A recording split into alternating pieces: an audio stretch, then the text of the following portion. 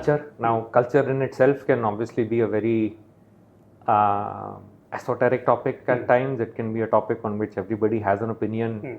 But in the context of startups, right? I mean, there's obviously a lot of the tone of the culture gets defined by the founders. Again, in your view,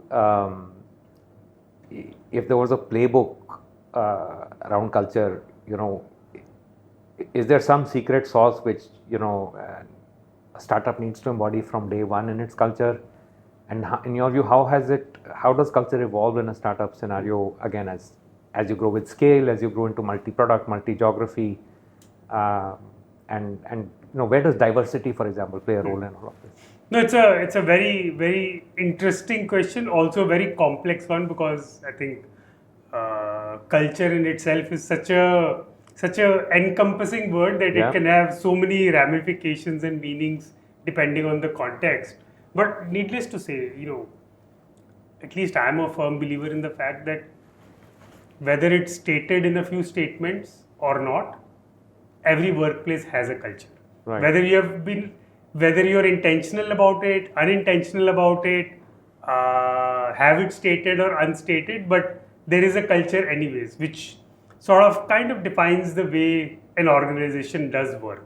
Right. And sort of call it the code of conduct or an ethical sort of equilibrium of an organization, or the way they approach different things, the way they sort of run projects, adopt new projects, new ideas, or drop all those things.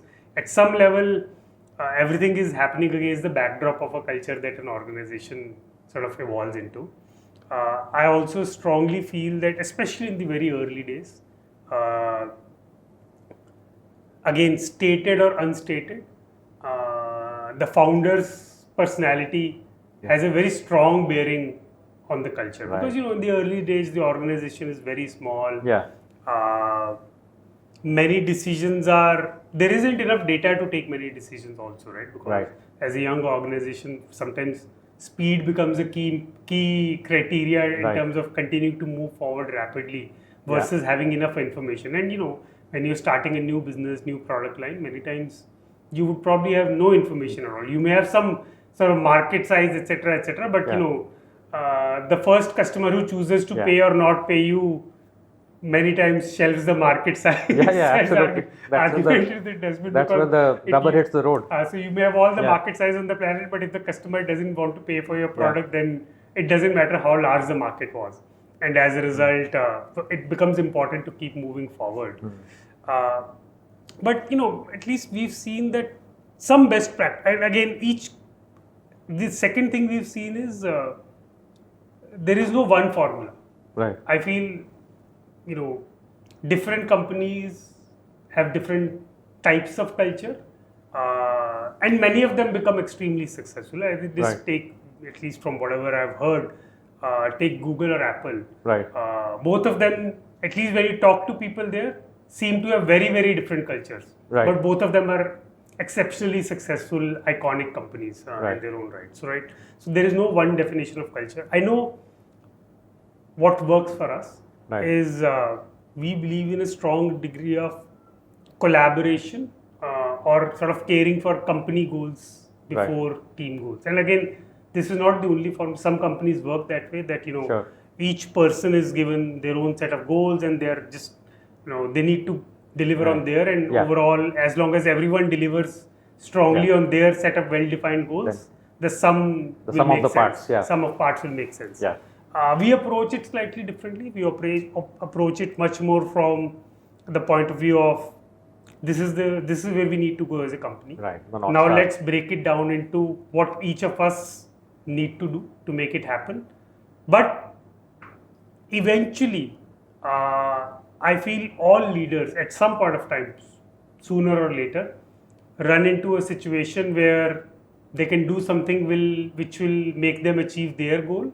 Right. Or which may compromise their own goal, but will probably make them achieve the company's goal more easier. Right.